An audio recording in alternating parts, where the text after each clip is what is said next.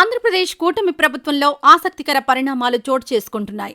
అధికారంలోకి వచ్చిన వెంటనే CM Chandrababu, deputy CM Pawan Kalyan వరుస సమావేశాలు, రివ్యూలు, పర్యటనలతో క్షణం తీరిక లేకుండా ఎవరి పనుల్లో వారు బిజీగా గడుపుతున్నారు. ముఖ్యంగా డిప్యూటీ సీఎం బాధ్యతలు చేపట్టిన నాటి నుంచి పవన్ కళ్యాణ్ పాలనలో తన మార్కు చూపిస్తున్నారు. ఏ ప్రభుత్వ సమావేశం జరిగినా అందులో తప్పకుండా పవన్ హాజరయ్యేవారు. కానీ నిన్న జరిగిన చంద్రబాబు ఉన్నత స్థాయి సమీక్షకు పవన్ హాజరు కాకపోవడం చర్చనీయాంశంగా మారింది. అన్ని శాఖల మంత్రులు హాజరైనా పవన్ మాత్రం గైర్హాజరయ్యారు. సీఎం పక్కన పవన్ కుర్చీ కూడా వేయని అధికారులు ఆయన స్థానంలో నారా లోకేష్కు కుర్చీ వేశారు. ఇటీవల కేబినెట్ సమావేశానికి కూడా పవన్ కళ్యాణ్ హాజరు కాలేదు. ఈ సమావేశానికి ప్రతి శాఖ మంత్రి, కార్యదర్శులు హాజరు కావాలని ప్రభుత్వం ఆదేశాలు జారీ చేయగా చంద్రబాబు, లోకేష్లతో విభేదాల కారణంగానే పవన్ కళ్యాణ్ గైర్హాజరైనట్లు సమాచారం. 15 రోజులుగా అన్ని ప్రభుత్వ కార్యక్రమాలకు పవన్ కళ్యాణ్ దూరంగా ఉంటున్నారు. నారా లోకేష్ను ప్రమోట్ చేస్తున్న ముఖ్యమంత్రి చంద్రబాబు మరోవైపు పవన్ కళ్యాణ్ స్థాయిని తగ్గిస్తూ వ్యూహం అమలు చేస్తున్నారు. ఈ విషయంలో పవన్ అసంతృప్తిగా ఉన్నట్టు సమాచారం. సమావేశం జరిగే రోజు ఆయన ఖాళీగా ఉన్నా కానీ కీలక సమీక్షకి హాజరు కాకపోవడం కూటమిలో లుకలుకలకు తావిస్తోందని ప్రచారం అవుతోంది.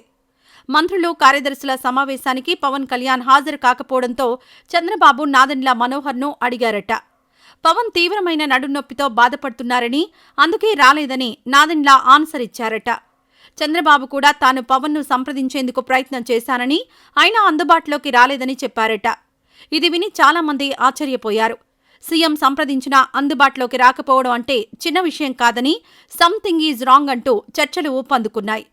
దీంతో పవన్ అధికారిక కార్యక్రమాలకు దూరంగా ఉండడానికి అనారోగ్యం కారణం కాదని, దీని వెనుక ఇంకేదో రీజన్ ఉందని ఊహాగానాలు మొదలయ్యాయి.